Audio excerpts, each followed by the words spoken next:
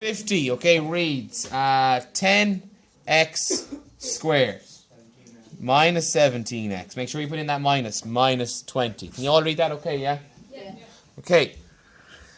Now, what sort of quadratic equation is this? Type 2. It's type 2, isn't it? Yeah, it's type 2. Because there's a number in front of the x. There's a big number in front of the x, a number bigger than 1. Okay, so what's step 1? List them. List them. A is? 10. B is? Minus 17. Minus 17, very good, James. Anyone else in the classroom? And C is minus 20. Minus 20.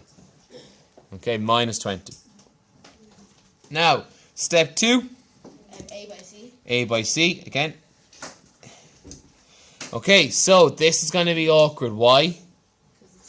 It's going to be 10 by minus 20. It's going to be a big number, but hopefully we can figure this out pretty quickly. So that's going to be 10 by minus 20. 10 by minus 20. Okay, so obviously that's going to be what? Minus 200. Okay, minus 200. Now, to be smarter about this, lads, what do you think we're going to write on the side here? We're aiming for minus 17, exactly. That's our target. We're trying to find two numbers that when you add or subtract them will give us minus 17. Okay. So, what are we thinking here? Anyone have any ideas what our answers could be?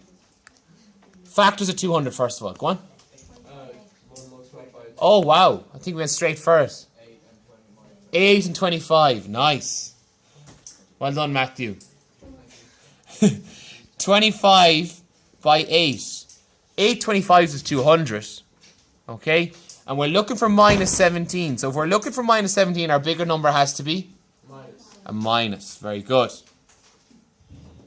Because remember, minus 25 plus 8 will give us minus 17. And that's what we're looking for. That's what we're hoping to get there. Sorry, you can't really see that because it's behind the record button, is it? Mr. Ryan. Yes. Does that number under AC, is that minus 200? Yes. Yeah. Okay, so that's minus 17. That's excellent. See, as you get better, guys, you'll figure out these very, very quickly. Okay? So we're going to go, that was our fourth step. Choose our factors. What's our fifth step? Box, our operations box. Okay, our operations box. No more magic in maths. Okay? So, what goes in our first box, Larkin? Is it 10x squared, our first term, all of our first term. Okay, so you're close. 10x squared. Riley, what goes in our last box? Minus 20. It's all of our last one. Good, minus 20. Okay, Matthew Jennings, what goes in our second box?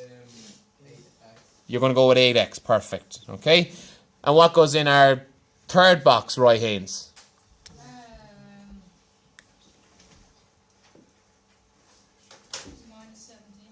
No, not quite. We don't use the 17. We use the factors that make 17. So we already used 8.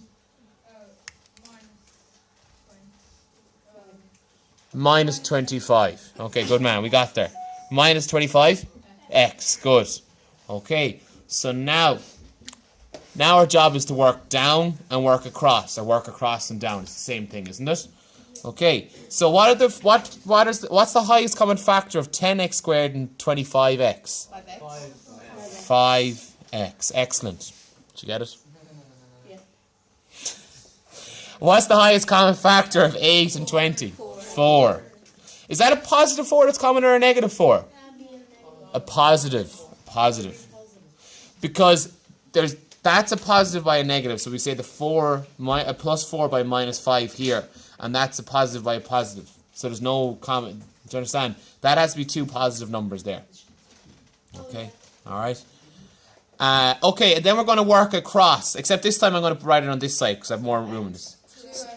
You're right, Larkin. It's x, but then also the numbers have something common. 2. Yeah? And then on the bottom line, what's common, Larkin? Minus 5. Because there's a minus in both of them, so minus is common. And there's a 5 in both of them. So now we draw our two brackets just like we do in our type 1. Okay? So it's 5x plus 4 and then 2x minus 5. minus 5.